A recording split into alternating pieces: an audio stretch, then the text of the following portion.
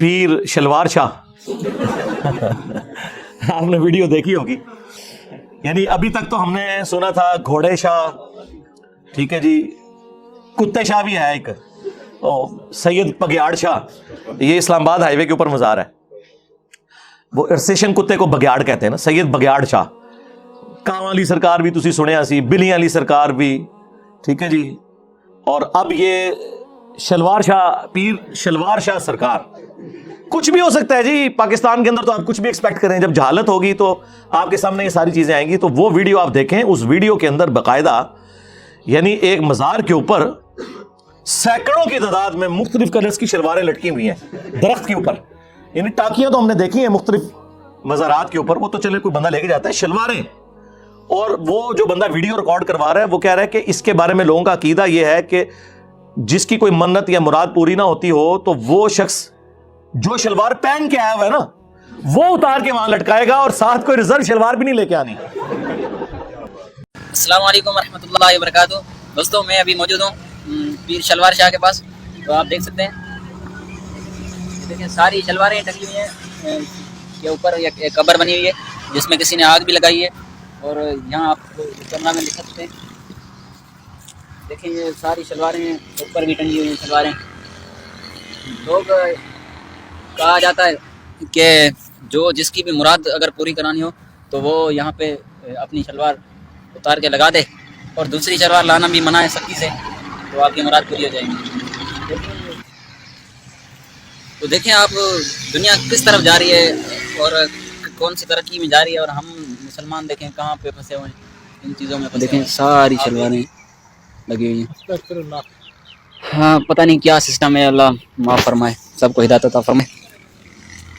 ہم اس وقت موجود ہیں سلوار شاہ بابا کی مزار پہ, جہاں کوئی بھی پریشانی ہو ادھر آپ آ سکتے ہو. سلوار اتار کے آپ اپنی مشکل کو آسان کر سکتے ہو. یہ آپ دیکھ سکتے ہو میرے بھائیو, ہم موجود ہیں سلوار شاہ بابا کی مزار پہ, جہاں سلوار اتار کے دعا مانگی جاتی ہے, اور دوسری شلوار لانا بھی یہاں پر منع ہے, کہا جاتا ہے ایسا.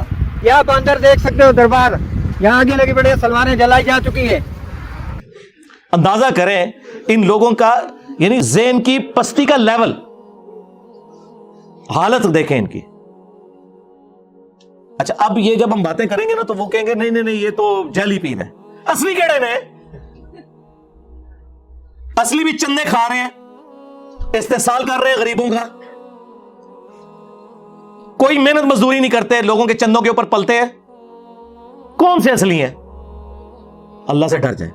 یہ ایک پورا کاروبار ہے جو چل رہا ہے. اور پھر اسی مزار کے اوپر کچھ شلواروں کو آگ بھی لگائی ہوئی تھی انہوں نے. ظاہر ہے کہ وہ اتنی زیادہ تو سنبھال نہیں سکتے, تو پھر وہ جلا دیتے ہوں گے. تو اب وہ میں جب ویڈیو مجھے ارشاد بھائی نے دکھائی تو میں دیکھ کے میں نے کہا یار یہ دیکھیں, یہ اس امت کی حالت ہے کہ جس کا امام الموحدین ہے صلی اللہ علیہ وآلہ وسلم, جس کی توحید کے بارے میں اتنی سینسٹیوٹی ہے کہ کسی اور شخصیت کی ایسی سینسٹیوٹی نہیں ہے. اور مجھے وہ حدیث یاد آ گئی جو جامعہ ترمذی کے اندر موجود ہے, مشکات میں بھی موجود ہے, سورۃ الاعراف کی آیت نمبر 138 کے کانٹیکسٹ میں, کہ نبی الاسلام غزوہ حنین کے موقع پر ایک جگہ سے گزرے جہاں پر ایک بہت بڑا درخت تھا جسے ذات انواد کہا جاتا تھا.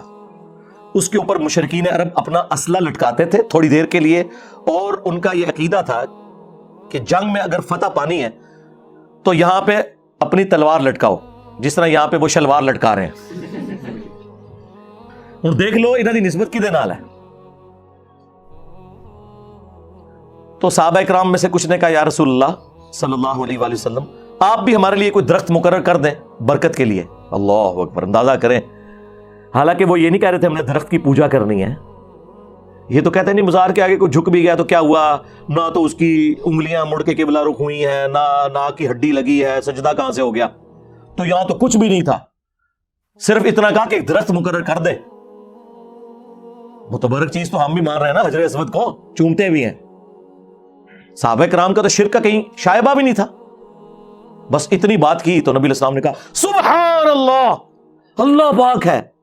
معذوف تھا عما یشرکون، ہر اس شرکی عقیدے سے جو لوگ اس کی طرف منسوب کرتے ہیں۔ تم نے تو آج وہی بات کر دی جو موسیٰ کے ماننے والوں نے کر دی تھی۔ وہاں پہ بھی دیکھیں وقت کا پیغمبر موجود ہے اور موسیٰ علیہ السلام کے ساتھی ابھی بھی تازہ معجزہ دیکھ کے آئے ہیں۔ سورۃ الاعراف آیت نمبر 138 کی تلاوت کی نبی علیہ السلام نے کہ جب وہ سمندر سے پار لگے تو انہوں نے ایک قوم کو دیکھا جو بتوں پر اعتکاف کیے ہوئے، دھیان کیے ہوئے بیٹھے تھے۔ یہ قرآن کی آیت ہے، سورہ الاعراف آیت نمبر 138۔ تو انہوں نے کہا کہ اے موسیٰ، آپ بھی اللہ کا کوئی بت ہمارے لیے مقرر کر دیں کہ ہم اس پہ دھیان کریں۔ جس طرح یہاں پہ آپ ہندو دیکھ رہے ہیں نا، وہ کہتے ہیں ہم بھی اسی خدا کو مانتے ہیں، یہ بھگوان کا جو بت ہے نا یہ دھیان کرنے کے لیے ہے، حالانکہ ان کی کتابوں میں بھی اسٹیچو بنانا حرام ہے، جس طرح ہماری کتابوں میں بھی یہ شلواریں لٹکانا حرام ہے، لیکن یہ لوگ کر رہے ہیں۔ تو نبی علیہ السلام نے فرمایا آج تم نے وہی بات کر دی جو موسیٰ علیہ السلام کے ماننے والوں نے کی تھی۔ اور موسیٰ علیہ السلام نے اس وقت کیا کہا تھا؟ اے اللہ اس جاہل قوم سے میں تیری پناہ میں آتا ہوں۔ یعنی وقت کا پیغمبر موجود ہے اور ان کے ساتھی، میں صحابہ کرام نہیں کہتا، پھر کہیں گے تو انکار چھڑیس، تو وہ یہ کر رہے ہیں۔ اور یہ پھر انہیں کر بھی دیا بعد میں۔ 70,000 یہودی پھر قتل ہوئے اسی وجہ سے۔ 70,000 صحابہ حضرت موسیٰ کے قتل اس وجہ سے ہوئے کہ جب وہ کوہ طور پہ گئے تو انہوں نے پیچھے بچڑے کا ایک بت بنا لیا، معبود بنا لیا، سونا پگھلا کے سامری نے انہیں گمراہ کیا۔ بھل ہو تو گئے۔ اور ان کی معافی پھر سورہ بقرہ میں آیا کہ معافی یہ ہے کہ اپنوں کو قتل کرو گے، ہر قبیلے والا اپنے ان لوگوں کو قتل کرے گا، قتل مرتد کی سزا آئی۔ پھر نبی علیہ السلام نے اسی حدیث میں الفاظ ہیں ترمذی کے، آپ نے فرمایا کہ تم بھی اگلے لوگوں کے پیچھے چل پڑو گے، یعنی جس طرح اگلے لوگوں نے غلط کام کیے تم بھی وہی کام کرو گے۔ اور یہ جو اگلا حصہ ہے نا، یہ بخاری اور مسلم میں بھی ہے کہ اللہ کی قسم، یہاں پہ الفاظ موجود ہیں ترمذی میں، اللہ کی قسم تم بھی اگلے لوگوں کے طریقے پہ چل پڑو گے۔ اور بخاری مسلم کے الفاظ ہیں اللہ کی قسم تم بھی اگلے لوگوں کی پیروی شروع کر دو گے، قدم با قدم، بالشت بر بالشت، حتیٰ کہ ان میں سے کوئی گوہ کے سوراخ میں داخل ہوا تم بھی پیروی کرتے ہوئے یہی کام کرو گے۔ صحابہ کرام نے پوچھا یہ اگلے لوگوں سے مراد کیا یہود و نصارہ ہے؟ آپ نے فرمایا اگر وہ نہیں مراد تو اور کون سے لوگ مراد ہیں؟ یعنی نبی علیہ السلام نے پہلے ہی فرما دیا کہ جو اگلی امتوں میں شرکیہ عقائد اور نظریات تھے اس درجے میں تو نہیں، لیکن اس کے قریب قریب اس امت میں بھی آ جائیں گے، اور وہ ہم دیکھ رہے ہیں اپنی آنکھوں سے۔ تم بھی اگلے لوگوں کی پیروی شروع کر دو گے۔ یہاں پہ دیکھ لیں کیا کچھ ہو رہا ہے۔ انہوں نے بھی اپنے مولویوں کو اپنا رب مانا ہوا تھا۔ سورہ التوبہ کی آیت نمبر 31، اتخذوا احبارہم ورہبانہم اربابا من دون اللہ، یہود و نصارہ نے اپنے علماء کو اور جوگیوں کو، راہبوں کو، صوفیوں کو اپنا رب مان لیا تھا اللہ کے مقابلے پر۔ اور اسی آیت کے کانٹیکسٹ میں ایک حدیث ہے جامعہ ترمذی کے اندر جو شاہ ولی اللہ دہلوی نے حجت اللہ البالغہ میں تقلید کے خلاف کوٹ کی ہے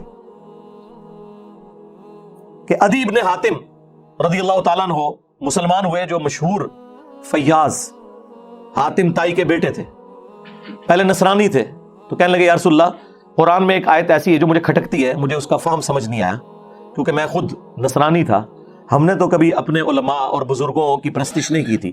تو آپ صلی اللہ علیہ وآلہ وسلم نے فرمایا کہ کیا تم اپنے علماء اور جوگیوں، صوفیوں، راہبوں کے کہنے کے اوپر اللہ کی حلال کردہ چیز کو حرام اور حرام کردہ کو حلال نہیں ٹھہرا لیتے تھے ان کے فتووں کے اوپر؟ تو انہوں نے کہا ایسا ہی تھا یا رسول اللہ۔ تو فرمایا یہی تو ان کو رب بنانا ہے۔ اب اس سے کیا مسئلہ کلیئر ہوا کہ قرآن و سنت کے دلائل کے مقابلے پر آپ نے بزرگوں کی بات نہیں ماننی، ورنہ آپ انہیں خدا مانے ہوئے، کیونکہ شریعت کا کسٹوڈین تو خدا ہے، یا اس کے بہاف پہ اس کا پروفٹ ہے صلی اللہ علیہ وآلہ وسلم۔ اور دوسرا یہ بھی پتا چلا جی جو آپ کو کہانیاں کراتے ہیں نا، علماء سے پوچھ کے چلیں۔ اللہ تعالیٰ کے محبوب علیہ السلام کیا فرما رہے ہیں کہ علماء جو فرما رہے ہیں نا وہ قرآن و سنت سے پوچھ کے چلنا ہے، کیا مولوی صحیح ہے کہنا کہ نہیں۔ آگے سے تو ادیب نے حاتم کو چاہیے تھا نا کہ یا رسول اللہ میں کوئی عالم دین تو نہیں تھا اس وقت، میں کیسے دیکھتا، یہ تو علماء کا کام ہے۔ اس کا مطلب مولوی جو بتائیں ریفرنس چیک کرنا ہے، یہی تو ہم کہہ رہے ہیں۔ ہاں کہ مرنے سے پہلے اے مسلمان کر لیں اس پہ غور، کتابوں کا خدا اور ہے بابوں کا خدا اور، یہ اللہ کے نبی خود فرما رہے ہیں کہ ادیب نے حاتم تجھے کر لینا چاہیے تھا غور کہ کتابوں میں کیا نازل ہوا ہے اور بابے تیرے کچھ اور کہہ رہے ہیں۔ ایتونی بکتاب من قبل ھذا او اثارۃ من علم ان کنتم صادقین۔ اے نبی ان سے فرماؤ اگر قرآن کو نہیں مانتے لو جو تمہارے پاس کوئی کتابیں موجود ہیں نا ان میں سے مجھے بتا دو کوئی اس قسم کے شرکی عقائد اس میں لکھے ہوں یا انبیاء کے آثار کوئی احادیث چلتی ہوں سنت کا علم ہو اگر تم سچے ہو. ایتونی بکتاب من قبل ھذا کتاب کا ذکر بھی آ گیا او اثارۃ من علم اور علم کے آثار کتاب بھی اور علم بھی. اسی کو میں نے علمی کتابی کر دیا کہ نہ میں بابی میں ہوں مسلم علمی کتابی. کتنے لکھا ہے جی سورہ احقاف میں لکھا ہوا ہے. یہ کہاں لکھا ہوا ہے کہ جی مرنے سے پہلے مسلمان کر لے اس پہ غور کتابوں کا خدا اور ہے بابوں کا خدا اور جی جامعہ ترمذی میں حدیث موجود ہے آؤ نا داڑھ تلے. ہاں ویسے تو آپ کہتے ہیں جی دیکھیں جی ڈاکٹر اقبال نے تو حدیث کا ترجمہ کر دیا شعر کے اندر. وہ زمانے میں معزز تھے مسلمان ہو کر اور تم خار ہوئے تارک قرآن ہو کر. یہ ترجمہ ہے مسلم شریف کی اس حدیث کا جو مشکات میں بھی ہے کہ اللہ تعالیٰ اس کتاب کی وجہ سے قوموں کو عروج دے گا اور اس کی وجہ سے زوال پذیر کرے گا.